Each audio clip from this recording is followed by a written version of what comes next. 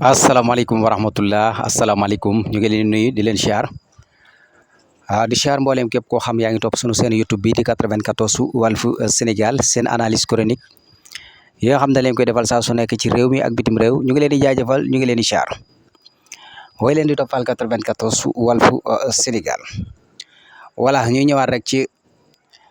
chaque jour Sénégal rek plateau yi nga xam dañ koy organiser ci yenn télé yi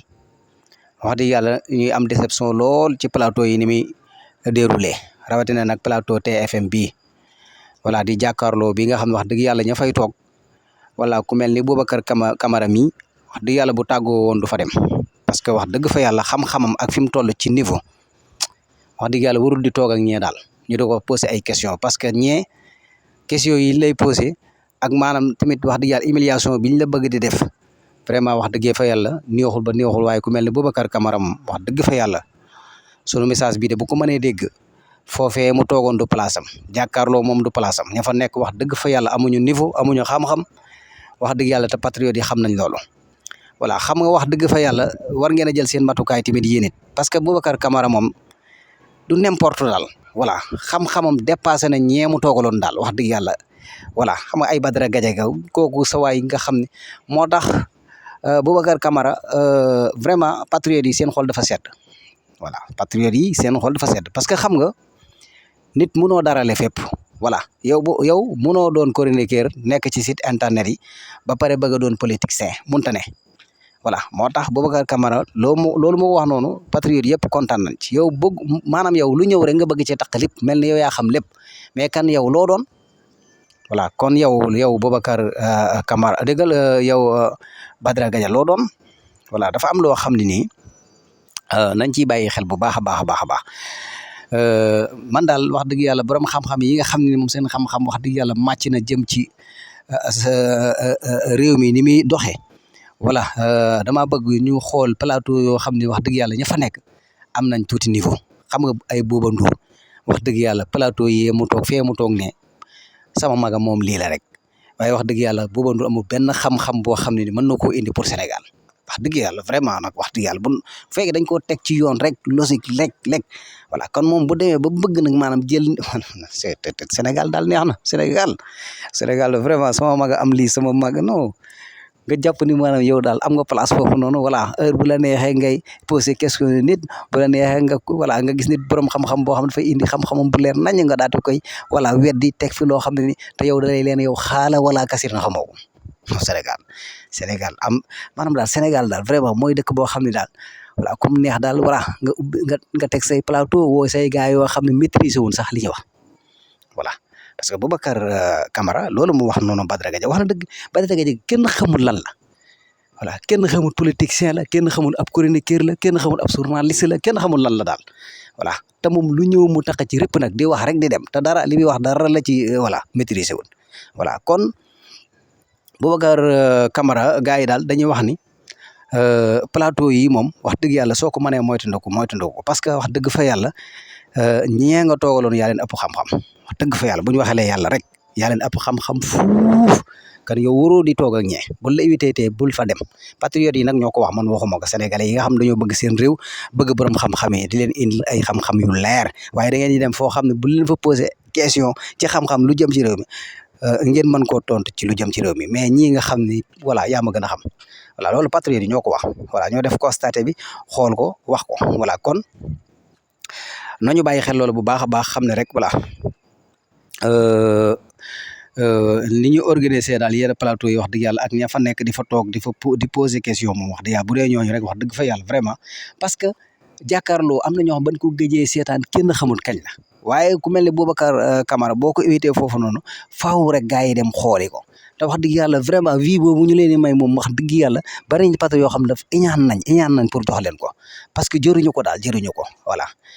la ka jara ko jar waaye Boubacar Camara bi ñu fa invité di ab patriote bu mag di borom xam-xam moo tax ñu bëggoon a dem foofu taataan la nga xam ne moom la indi ci xam-xam waaye mu dem fa ñii di wax fii ñii di jaar fii la ñuy wax ak posé question oh Boubacar Camara daal xoolal sénégalais yi nee naan voilà nga moytandiku ko foofu voilà loolu moom waxuma ko sénégalais yee ko wax voilà beneen bi ci des tamit moo di ku ci mel ni Papa Djibril Fall moom it mi ngi aalu voilà gis nga ko moom it saa su nekk mu ngi wax voilà saa su nekk mi ngi attaqué tamit voilà mais dañoo jeex seen xalaat a jeex voilà ñoom fi mu toll li ñu waroon wax lépp wax nañ ko seen xalaat a jeex amuñu argument amuñu xam-xam chaque jour ñu ngi dóor ci kaw Ousmane Sonko loolu mooy seen xalaat a jeex tak voilà léegi nag le 17 aywa léegi ñu kenn ku ci nekk nag xool foo jëm voilà kon loolu leer na Papa Djibril bu mënee toog di wax yoo xam ne du wax yi kenn xam voilà du wax yu kenn xam voilà léegi boo mënee toog ak sa patron boobu noonu di wax ay voilà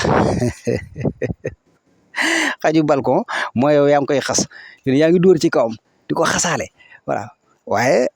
yéen la rek parce que yéen seen coalition boobu moom wax dëgg fa yàlla vraiment kenn xamul coalition lan la voilà waaye daal la 17 incha allah rabbi kat na suñ borom lépp dina leer waaye ñun soppeeku lañ bëgg réew mu déroulé réew mu avancé réew mu développé moom lañ bëgg